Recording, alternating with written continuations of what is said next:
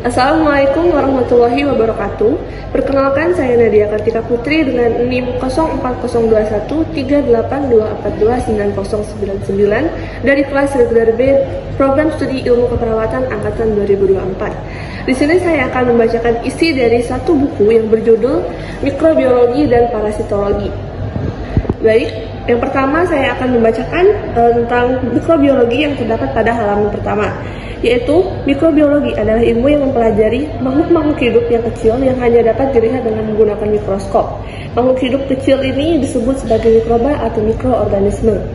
Berdasarkan mikroba yang sudah dipelajari, mikrobiologi terbagi menjadi 4 bagian, yaitu bakteriologi yang mempelajari bakteri, lalu yang kedua virologi mempelajari virus, dan yang ketiga riketiologi mempelajari rickettsia, lalu yang keempat mikologi yang mempelajari jamur. Selanjutnya pada halaman 16, di sini terdapat mikroba dan timbulnya penyakit. Di sini dijelaskan bahwa masuknya mikroba ke dalam jaringan tubuh, kemudian berkembang biak dan menimbulkan gejala penyakit yang disebut dengan infeksi. Gejala klinik sebagai akibat adanya infeksi bisa sembuh kembali secara sempurna atau kelainan patologinya reversibel atau sembuh, tetapi dengan gejala sisa atau kelainan patologinya irreversibel. Pada penyakit tertentu, seseorang dapat saja masih mengandung bibit penyakitnya walaupun ia sudah tidak menunjukkan gejala penyakitnya atau sembuh.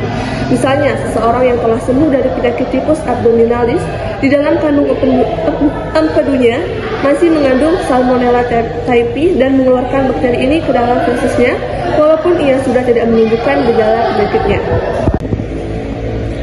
Selanjutnya, pada halaman 17 di sini terdapat cara penularan penyakit infeksi yang dibagi menjadi beberapa bagian.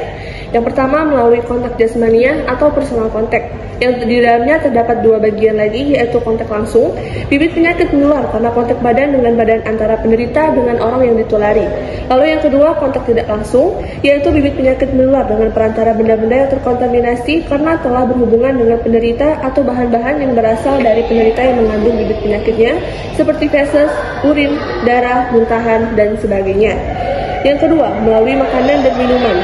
Bibit penyakit menular dengan perantara makanan dan minuman yang telah terkontaminasi dibagi menjadi 5. Yang pertama bisa berasal dari sumbernya, seperti susu berasal dari sapi yang diderita tuberkulosa atau sayuran yang dicuci dengan air selokan. Lalu yang kedua, waktu pengangkutan, misalnya diangkut dengan alat angkut yang tidak seharusnya.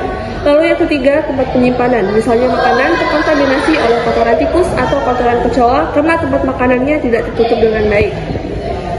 Lalu yang keempat, pengelolaan, misalnya makanan diolah oleh petugas yang sedang sakit atau carrier suatu bibit penyakit. Yang kelima, penyajian, misalnya makanan diinggapi lalat sebelum disantap atau karena makanan tidak ditutup. Selanjutnya pada halaman 199 di sini membahas tentang parasitologi, yang dimana parasitologi adalah ilmu yang mempelajari makhluk hidup atau organisme yang hidupnya menumpang atau bergantung pada makhluk hidup yang lain. Organisme yang menumpang itu disebut dengan parasit.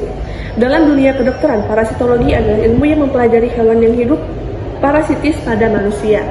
Selanjutnya pada halaman 200 di sini membahas tentang sumber penularan penyakit parasitosis, yang dimana terdapat 6 sumbernya. Yang pertama adalah tanah dan air yang terkontaminasi, lalu yang kedua makanan yang mengandung parasit, yang ketiga arthropoda pengisap darah, yang keempat binatang peliharaan atau binatang liar yang mengandung parasit, yang kelima penderita parasitosis beserta barang-barang atau lingkungannya yang telah terkontaminasi oleh penderita, yang keenam penderitanya dapat menjadi sumber investasi bagi dirinya sendiri atau autoinfeksi.